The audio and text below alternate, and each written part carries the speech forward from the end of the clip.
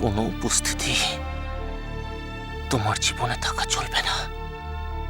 নিখিল তোমাকে অশান্তি ছাড়া আর কিচ্ছু দেয়নি ময়ূরাক্ষী। Remember that.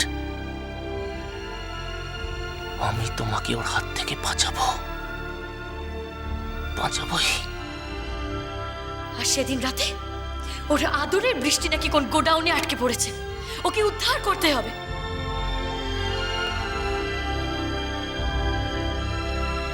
একা যেতে চাইলো না, আমাকেই যেতে হলো ওর সাথে। দাঁড়ান। এই গোডাউনে যাওয়ার ব্যাপারটা ঠিক কোন দিন রাতে হয়েছিল আপনার মনে আছে কি? মনে থাকবে না আবার? এপ্রিল 22। তুমি নিখিলকে বাঁচানোর জন্য কোর্টে মিথ্যা কথা বললে ময়ূরাক্ষী? তুমি এখনো নিখিলকে এত ভালোবাসো? না, আমি তোমায় ভালোবাসি। তুমি শুধু আমার অনলি মাইন। নিখিল ছাড়া পেয়ে গেলে আমি তোমাকে হারাবো। এটা কিছুতেই হতে পারে না। নেভার। কোনো কিছুর বিনিময়ে আমি তোমাকে হারাতে পারবো না। আমি কোর্টে মিথ্যা কথা বলবো না। I shall not lie in court. Never.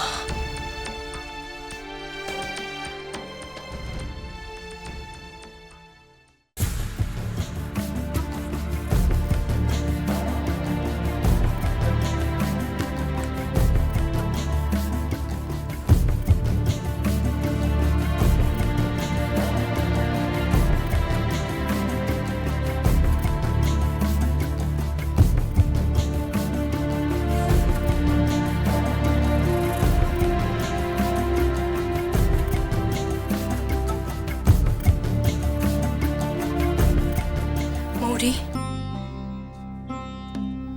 তুমি এত ছটফট কেন করছো?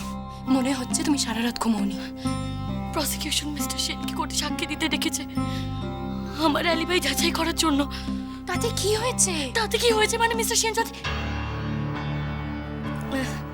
না, মানে আসলে এমনি জাস্ট বলছিলাম এমনি। মৌরি কি নিয়ে এত চিন্তা করছে? মিস্টার সেন কোর্টে গিয়ে কি আর বলবেন? সেদিন ময়ূরাক্ষী আমার সঙ্গে ছিল না। প্রবলেমটা কোথায়? ময়ূরাক্ষীর মন জুড়ে নিখিলের জন্য জায়গা থাকতে পারে, কিন্তু সেই জায়গা দখল করার অধিকার নিখিলের এখন আর নেই।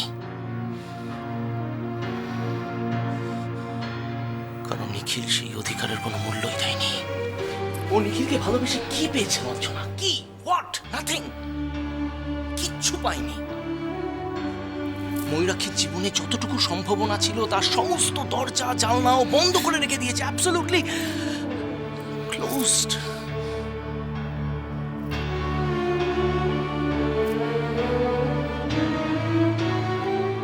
নিখিলকে ভুলে যাওয়াটাই ওর পক্ষে কাম্য।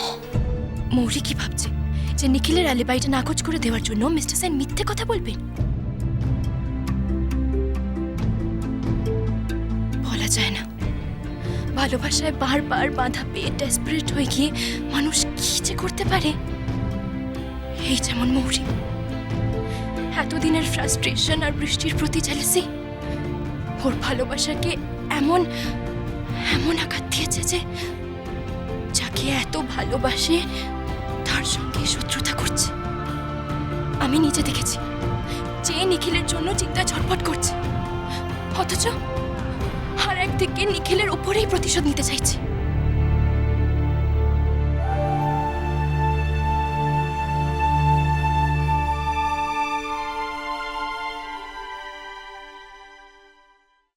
এত বড় একটা কথা তুই আমাদের কাছে লুকিয়ে রেখেছিলি কেন নিখিল? একটা কথা, ট্রায়াল শেষ হয়ে গেলেও কাউকে কিন্তু জানতে দিও না নিখিল যে মৌরি মিথ্যে সাক্ষী দিয়েছে। তোমার পরিবার, তোমার বন্ধু বান্ধব, কাউকে না। তুই আমাদের নয় না বললি, মিস বাসুকে বলতে পারতিস। নিখিল তুই জানিস তোর ডিফেন্সের অবস্থা খুব খারাপ। একটা এভিডেন্স নেই তোর ফেভারে, একটা অ্যালিবাইয়ের কি দরকার ছিল? সব জানো তুই চুপ করে থাকলি। নিখিল তুই নিজের কথা না ভাব, আমাদের কথা ভাববি তো, বাড়ির লোকেদের কথা একবার ভাববি তো। বাড়ির লোকেরা কি মানসিক অবস্থার মধ্যে দিয়ে যাচ্ছে। আই এম সরি কাকাই। সরি, ব্যাস হয়ে গেল। নিখিল তুই শুধু মৌরির কথা ভাববি। আমি জানি তুই কেন বলিসনি। মৌরি ওদের সঙ্গে ছিল, এই কথাটা জানাজানি হলো ওর কোনো অসুবিধা হোক, সেটা তুই চাসনি। আর মৌরিও চাইনি এ নিয়ে সাগর সেনের সাথে ওর কোনো অশান্তি হোক। না না না কাকাই, তুমিও মৌরির কথা এভাবে বলছো?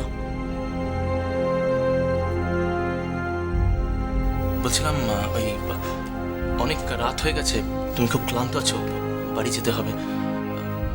মিস্টার চৌধুরী, গুড নাইট, আমরা আসছি। হ্যাঁ, এসো তুমি বাড়ি গিয়ে বিশ্রাম করো। এসো। আসছি কাকাই। চল। আমি জীবনে কখনো ভাবিনি যে মৌরি এতটা স্বার্থপর হতে পারে। নিখিল তোর কি একবারও মনে হচ্ছে না মৌরি কেন এতদিন চুপচাপ ছিল? না মানে এপ্রিল 22 আদিত্য সিনহার খুনের রাত।